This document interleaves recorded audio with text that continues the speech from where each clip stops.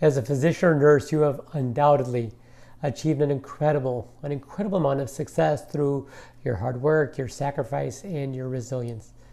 Yet, will you believe me when I tell you that your continued success for a long and thriving career in medicine is not your fund of knowledge. It's not about your productivity nor your procedural skills. The absolute most important skill in medicine is to master the art of communication.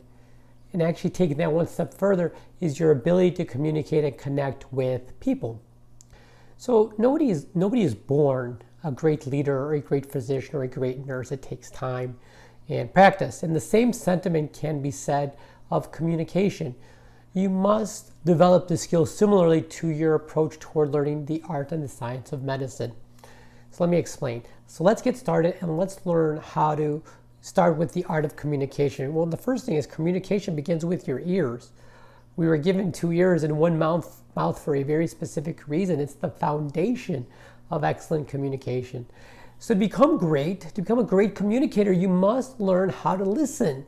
Truly listen, friends. Active listening requires using as many of your senses toward listening to the person. It means paying attention fully to the person you are speaking with. All too often we're looking to see how to answer a specific person's question. So begin by maintaining eye contact with the person you are speaking with, and under no circumstances reach or respond to a ping on your phone.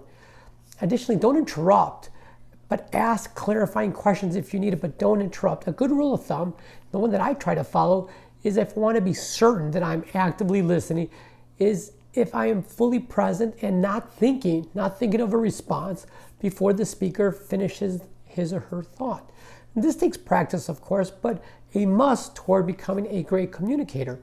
Remember, listen to understand, not to reply. The second thing is smile. An essential part of effective communication is a big, genuine smile. There's a French neurologist called Guillaume Duchenne, and he's credited for what's called the Duchenne smile, which is described as that smile that engages the zygomatic major muscle and the orbicularis oculi muscles, that big grin that you see in people. This is a type of smile that you can't help but smile back. It's the ear-to-ear smile, friends. Smiling as it relates to communication, though, puts people at ease. A genuine grin portrays confidence and inclusion. So next time you begin speaking with your staff or your patients, smile like you mean it. And you will feel the tension and the mood of the room just improve so much more. The third thing is you have to think before you speak. We live in a very noisy world and getting recognized can be challenging. And this has created an environment where we are quick to respond. So we are the first to respond. And this is a recipe for disaster in your personal and your professional career and your development. Excellent communicators briefly pause before their response. And I encourage you to do the same. Think before you speak, especially when you are leading your team or speaking with a patient. Resist the urge to think out loud, friends. It's a sign of impulsivity and a lack of control. Fourth thing is be very clear in your communication. Isn't it frustrating when after a conversation with a colleague, a supervisor, or even a friend, that you're still unsure what the whole conversation was about or unsure what the ask is? When communicating with others, be clear in your purpose and intent. You know, an exercise that I do is I always ask myself when I'm talking to people is, does what I'm saying make sense if this is the first time I am saying this to somebody else, or if this is the first time they're hearing this message? If not, then I've got some more work to do. Moving on, friends, you have to build bridges, not walls, especially in medicine. In medicine, you'll encounter difficult interactions every day, and this may be understandable in light of the work that we do. Recognize, though, that relationships with our physician and nurse colleagues matter. They really matter. And not only for the expertise that they can offer, but at a deeper level, they are part of the milieu of our day-to-day well-being. If you enjoy the work that you do with the people you do it with, you will grow and thrive in medicine. It's simply that simple. And this is your opportunity to shine with your communications skills. At its core, communication is much about influencing behavior as it is toward just distributing information, distributing a message. Learning to influence behavior is a paramount and critical skill to learn, but it's important for your long-term well-being and with yourself and with your organization, with the group that you're in. So if you're going to be speaking with a colleague that you expect to have a difficult conversation with, prepare for it, friends. Prepare for that conversation.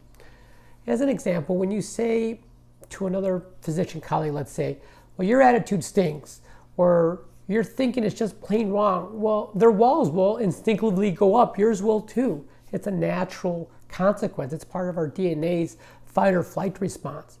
So it's not surprising that physician or that colleague will fire back and point out your behavior. So you are now both entered into a no-win power struggle. And then we lose sight of what we're calling each other for. So imagine a better way to influence. Separate the person from the behavior by using inclusive language such as, I notice that we're having trouble communicating to each other. Or let us take a look at this from a different perspective.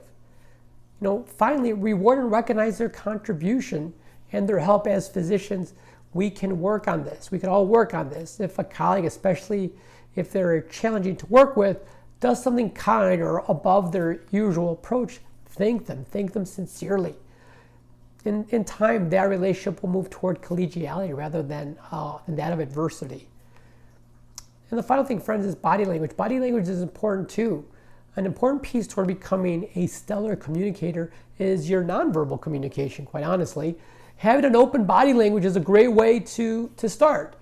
And as an example, keep the space in your upper torso open.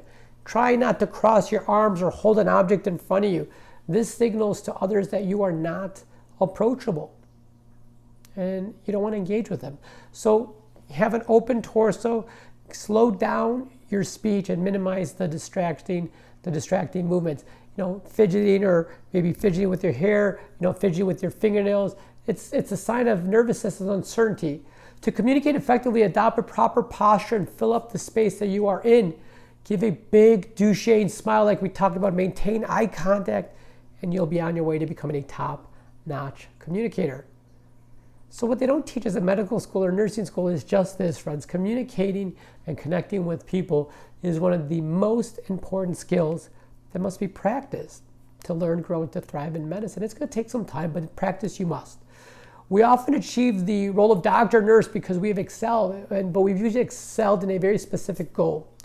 But to truly become great, which is what I want for you, to truly become a great physician or nurse, and by default a leader, you must master the art of communication, and most importantly, connecting with other people.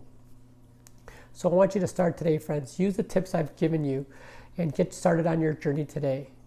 So I want you to start today, and until next time, be good to yourself and each other. Remember, I am here to help you. And if you're a new listener to Medicine Revived, make sure you hit that subscribe button just below, because my mission is to give you the courage and the tools needed to help you learn, grow, and prosper in the important areas of your life, personally and professionally. So if you're looking to get started and begin your journey toward wellness, I want you to click on the links that are just below, and I have a free 3-video series to walk you through the first steps on this wonderful adventure. So join hundreds of other doctors and nurses who have had the courage and permitted themselves to deserve a better life. So let's walk on this journey together, friends. Hit that link before on the bottom and click that subscribe button, and we can succeed. Because yes, friends, you can succeed at home and at work. All it takes is intent and a mentor to walk with you. If you give me the first, I will give you the second. So let's get started today. So until next time, friends, be good to yourself and each other. We'll talk again soon.